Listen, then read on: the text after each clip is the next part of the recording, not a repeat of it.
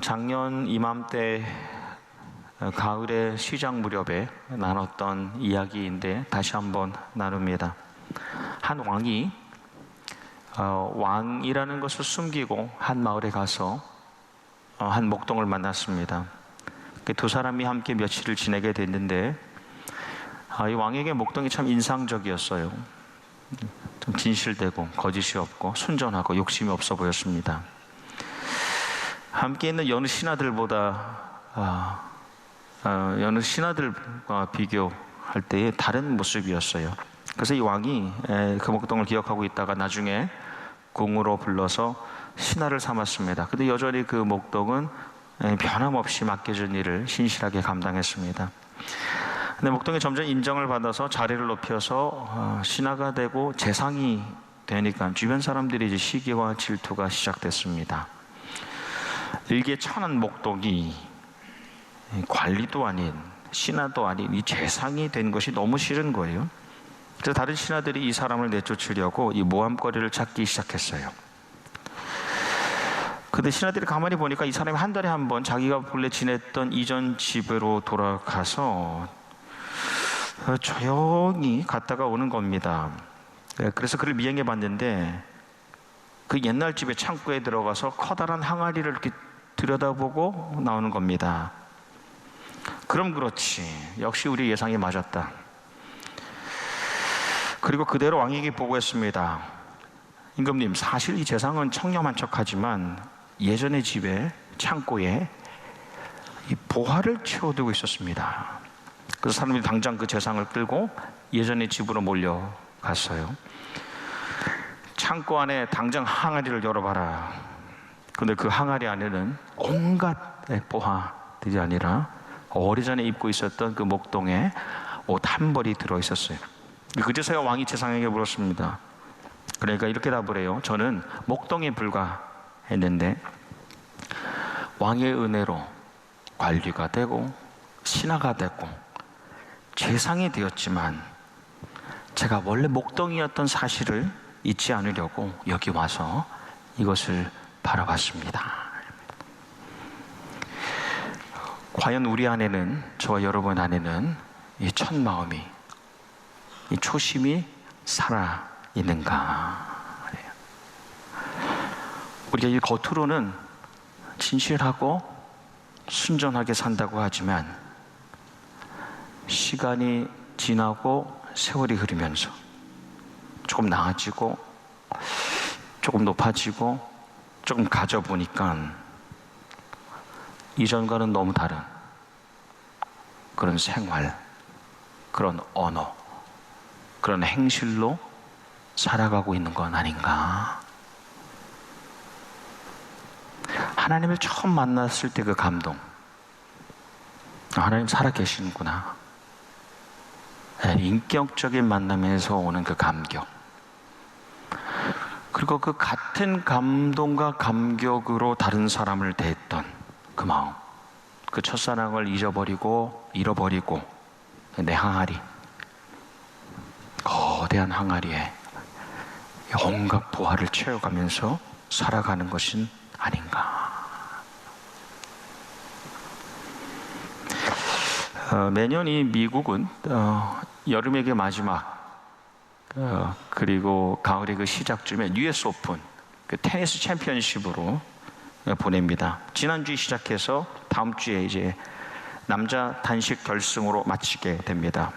US 오픈에서 4번을 우승한 83년, 84년, 86년, 87년 우승하고 4개 아주 중요한 전 세계적인 메이저 대회가 있습니다. 그랜드슬램이라고 하는데 그 대회에서 단식만 18번 우승한, 복식은 31번 우승한 최고의 여자 선수라고 할 수 있는 나브라틸로바, 아마 테니스 치시는 분들은 분명히 아실 텐데, 마르티나 나브라틸로바 1994년에 34살로 은퇴했어요. 근데 6년 후에 43살 2000년에 다시 코트에 복귀했습니다. 그때 사람들이 뭐 그렇게 치다가 또 그만두겠지 라고 예상을 했는데 그 후로 메이저 대회 또 여러 대회를 우승합니다.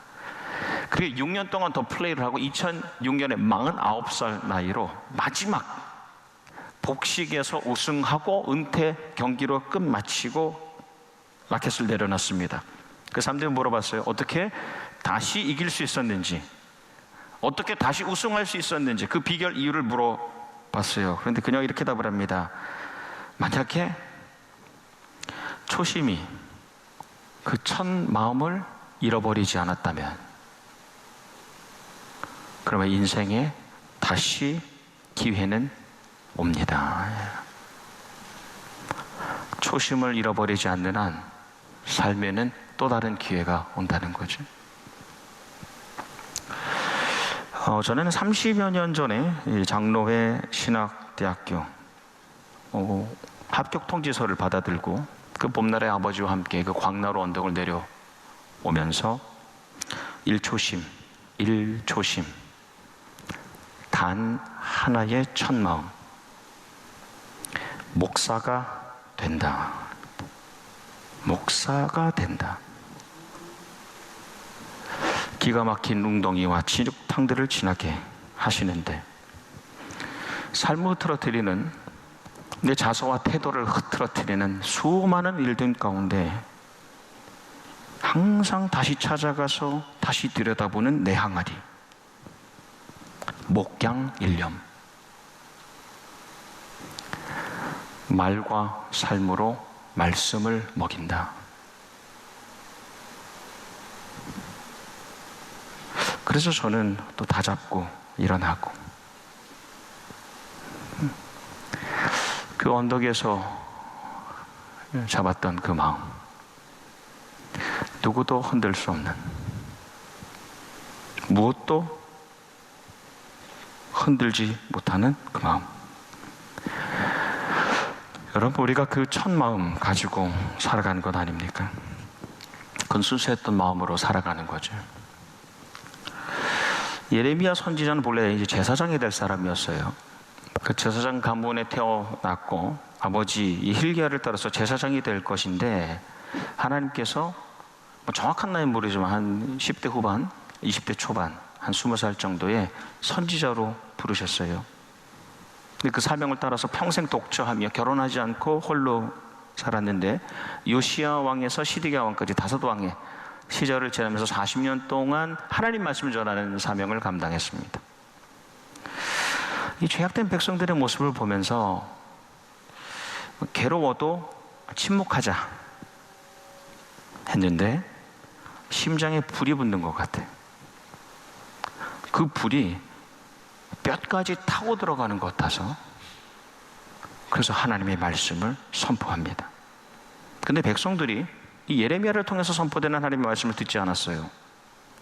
두 가지 큰 이유가 있는데, 첫 번째는 아주 오래전에 이제 솔로몬과 그리고 아도니아, 이 두 형제죠, 서로 왕이 되려고 다투는 가운데 솔로몬 쪽에 그 편에 섰던 제사장 사독 가문이 있었고, 아도니아 쪽에 섰던 제사장 아비아달 가문이 있었어요. 정치적인 싸움이 있었던 거죠. 근데 솔로몬이 이겼어요.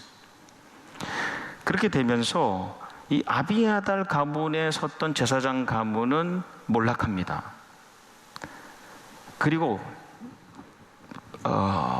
낙향해서 사는 곳이 아나돗이라는 곳이에요. 아나돗 출신의 몰락한 제사장 가문의 사람이 예레미야예요. 몰락한 사람, 볼품없는 사람. 그럼 말씀을 듣지 않죠. 그보다 더 심각했던 건 왜 말씀을 안 들었을까? 예레미야가 선포한 그 말씀이 편하지가 않았어요. 축복과 위로와 격려의 말씀이라기보다는 경고이고 도전이고 형벌에 대한 말씀이 많았어요. 그러니까 듣기가 어려운 거예요. 그래도 예레미야는 이 하나님의 마음을 가지고 백성들이 회복되기를 바라는 마음을 가지고 그분의 슬픔을 담아서, 백성들을 향한 그분의 슬픔을 담아서 눈물로 말씀을 전하죠. 그래서 눈물의 선지자라고 불리는 거예요. 오늘 1절 말씀에 보니 여호와의 말씀이 내게 임하니라, 이 구절 익숙하죠. 근데 여호와의 말씀이 내게 임하리라는 말씀은 예레미야에 40번이 넘게 나옵니다. 내 말이 아니라 내가 너무너무 슬프지만 여호와의 말씀이 내게 임하여서 내가 전할 수가 없어서, 전하지 않을 수가 없어서 말씀을 전한다는 거예요.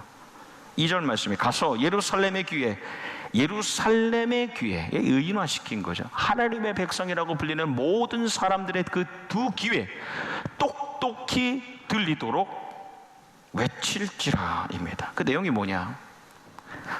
내가, 하나님께서 내 청년의 때의 인내와 내 신혼의 때의 그 사랑을 기억하노니입니다. 이걸 전하라는 거예요. 이 백성들, 이스라엘 백성들의 그 지난 오랜 과정들을 마치 인생의 그 단계별로 좀 나눠보면 5개 단계로 나눈다고 본다면, 태아기, 그리고 아동기, 청년기, 장년기, 노년기, 이렇게 5개로 나눠 보면 광야의 시절 있잖아요.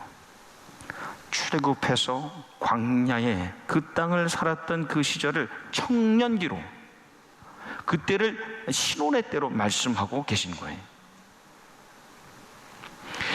청년의 때 인내 헤세드입니다. 언약적인 약속한 마음이에요. 서로가 약속한 마음이에요.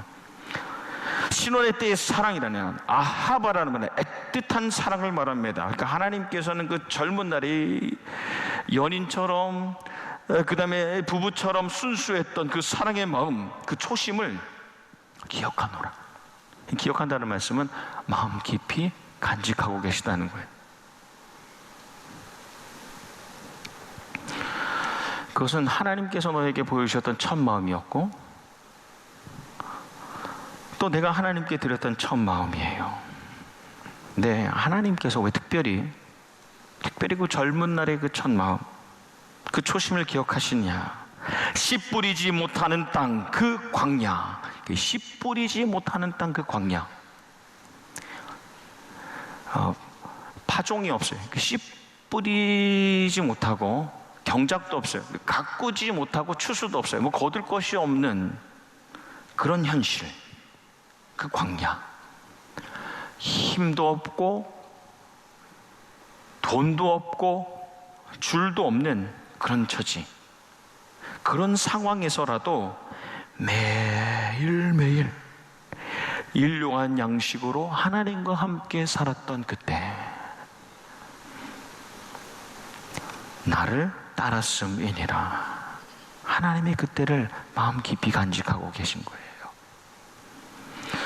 근데 백성들이 하나님의 마음을 잊어버리는 거, 이렇게 첫 마음이 식어졌던 이유가 무엇이냐? 5절에 보니까 헛된 것을 따라 헛되이 행하였기 때문이에요. 헛된 것이라면, 헤벨이란 말은 수증기입니다. 연기에 숨, 잡으려고 해도 도저히 잡히지 않는 것. 그래서 이것을 우상이라고 불렸어요. 우상은 뭐냐? 내가 잡으려고 하지만 잡을 수 없는 것.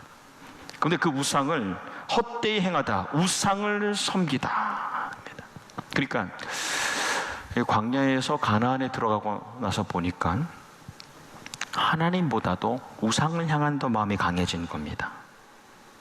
네.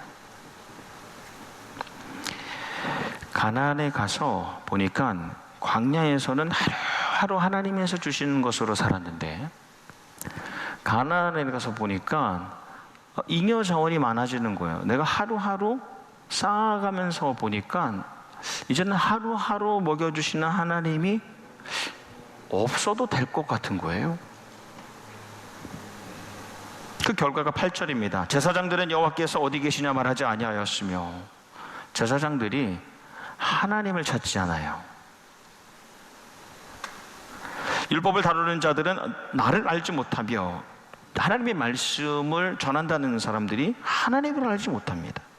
관리들도 나에게 반역하며 선지자들은 바알의 이름으로 예언하고 무익한 것을 따랐느니라. 선지자들인데 하나님의 말씀을 전해야 될 사람들이 바알을, 소유와 풍요에 대한 말만을 말하는 겁니다. 백성들에게, 온 백성들에게 하나님에 대해서 무심한, 하나님을 향한 마음 자체가 사라진 거예요.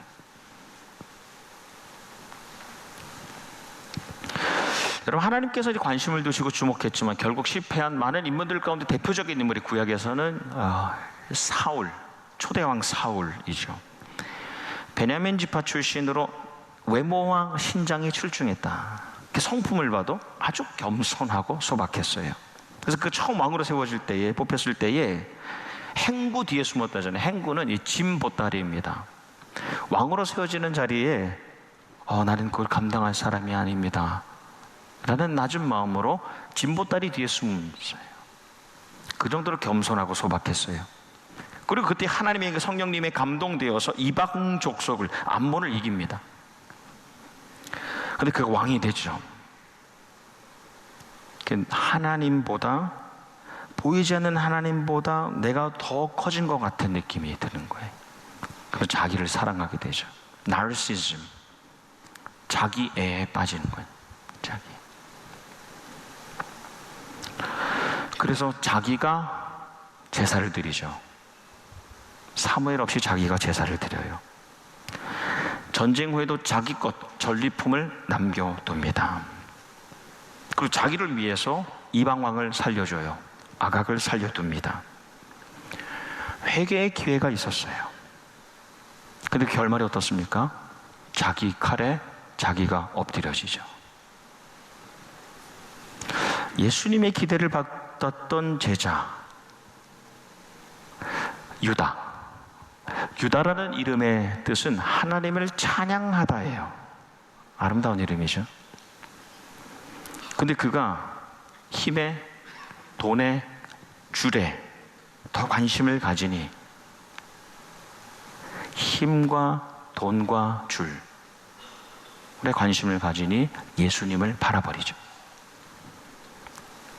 초심이 사라지면, 첫 마음을 잊어버리면 하나님을 망각할 뿐 아니라 결국 하나님을 대적하게 됩니다. 처음 자기를 낮췄던 그 진보딸이 그 행구의 자리를 찾아갔다면 말이에요. 나는 그런 사람이었지. 처음 주님께서 나를 불러주신 그 순간을 기억했다면 말이에요. 그럼 끝까지 하나님의 사랑을 받고, 끝까지 하나님께 사랑을 드리고, 끝까지 하나님의 사랑을 나누며 살았겠죠. 그래서 우리는 항상 처음 그 자리로, 하나님의 말씀의 자리로 돌아가서 우리의 마음을 점검해 봐야 돼요. 그래야 우리가 하나님을 망각하지 않고 하나님을 대적하지 않아요. 얼마 전에 제가 우연히 만났던 영상 가운데 이 K9에 대한 것이 있습니다. K9. 본래 K9이라고 하는 것은 CANINE, 그래서 개 또는 개에 관련된 이라는 뜻인데, 그래서 쉽게 줄여서 그냥 알파벳 K에 넘버 9을 씁니다. 경찰견을 말하는 거죠. 이 영상은 워싱턴주의 벤튼 카운티 트라이시티에 있는 경찰국에서 9년 동안 일했던 K9, 이 경찰견이에요. 이름은 인디인데, 이 경찰견에 대한 아주 짧은 영상입니다. 한 경찰관이, 이 서전트인데 경사이죠. 경사가 자기 이제 경찰차에 인디 경찰견을 태우고 무전으로 이제 본부에 보고를 합니다. 지금부로 파트너 인디가 마지막 근무를 종료했음을 알립니다. 그러니까 전체의 경찰국과 곳곳에 이 각지에 있는 경찰들에게 무전으로 은퇴 방송을 해요. 방송의 내용이 이렇습니다. 인디 K9 배지 넘버 K91은 지난 9년간 4,000파운드 이상의 마리화나와 35파운드 이상의 필로폰과 2kg 이상의 펜타닐 등을 압수하여 지역사회에 큰 영향을 미쳤고, 마약 범죄 관련 $300,000 이상의 자금을 압수하는 데 중요한 역할을 했습니다. 11회 이상의 스와트 특수작전에 참여하고 44건의 범죄자 체포를 도왔으며 50회 이상의 K9 시범으로 대중과 학교에서 기술로 많은 이들을 교육했고, 38개 이상의 지역과 연방법 집행기관들을 지원하며 대사 역할을 수행했습니다. 핸들러인 메리 설러번 경사의 믿음직한 파트너이자 친구로 역할을 다했으며, 시간 상관없이 항상 호출에 응답하여 카운티 내외의 경찰관들을 도왔습니다. K9 인디에게 그 사역과 직무에 대한 사랑과 지역 사회를 보호하고 봉사해온 그 노고에 감사를 표합니다.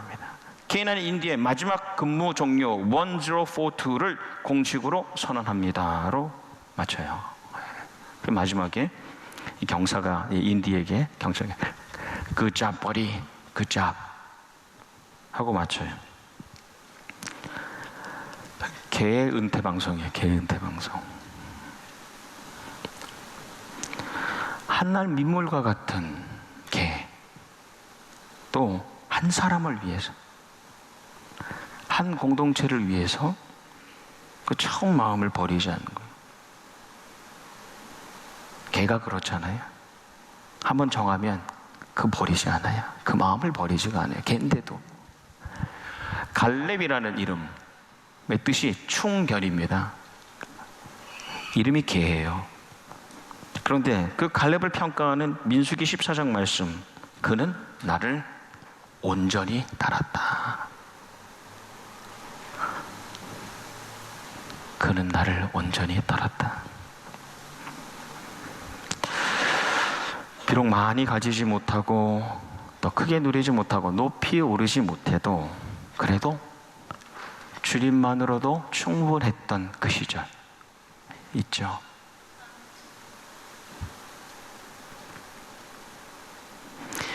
청년의 때의 인애와 신혼할 때의 그 사랑을 나누었던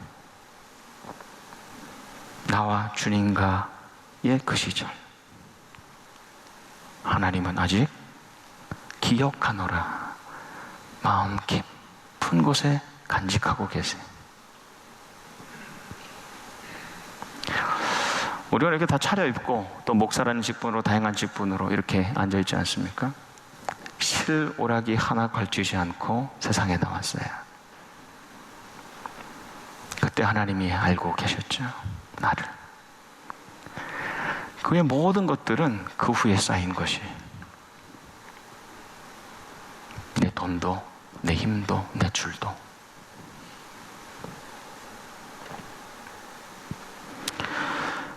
우리와 우리 가정, 우리 교회가 첫 마음, 첫 열정, 첫 결단, 첫 열매 잊지 않고 항상 다시, 항상 새로, 항상 다시, 항상 새로 시작하기를 원합니다. 아직 주님은 상고가 먼데, 서로 간의 거리가 먼데 이미 거기에 나와서 우리를 기다리고 계시잖아요. 말씀을 맺으면서 영국의 시인이면서 영국 문학사의 위대한 인물 중에 하나인 사무엘 존슨, 그 삶의 이야기를 나눕니다. 한 여름날에 시장 한편에서 이 사람이 가만히 서 있는 거예요. 존슨이. 주변에 알아보는 사람이 말도 걸고 왜 이러고 있어요? 라고 물는데 가만히 서서 거기서 눈물을 흘리고 있었습니다. 한나절이 지나고 난 다음에 그 제자가 걱정에 대해서 물었습니다. 선생님, 무슨 일이 있으세요? 그러니까 존슨이 이렇게 말합니다. 50년 전 아버지가 이 자리에서 헌책을 파셨는데, 그날은 아버지가 일어나셔서 몸이 안 좋으신지 나에게 하루만 날 대신해서 장사를 해줄 수 있냐고 물으셨지. 그래서 제자가 묻습니다. 어떻게 하셨나요? 나는 아버지에게, 아버지, 우리 집이 헌책 파는 것도 너무 창피한데 저보고 가서 그걸 팔라고요. 그러니 하는 수 없이 그날 장사하러 나가신 아버지, 그 후로 몸이 점점 안 좋아지셔서 돌아가시고 말았다네. 오늘도 그 시절의 기억이 내 마음 깊은 곳에 지워지지 않아 이 자리를 떠날 수가 없네. 여러분, 우리가 너무 헛된 것들을 쫓아가느라고 훗날에 후회하는 인생이 되지 않기를 소망합니다. 우리 그 시절이 있잖아요. 그 시절. 순수한 마음으로 하나님을 좋아했던 그 시절. 여러분, 그 시절이 그 시절로만 남지 않기를 바랍니다. 그 시절이 새롭게 또 다시 이 계절이 순수함으로 하나님만을 사랑하는 이 계절이 되기를 축복합니다. 우리의 자녀 손들 모두가 그들을 만나주신 하나님, 그 하나님과의 애틋했던 그 마음, 약속했던 그 사랑,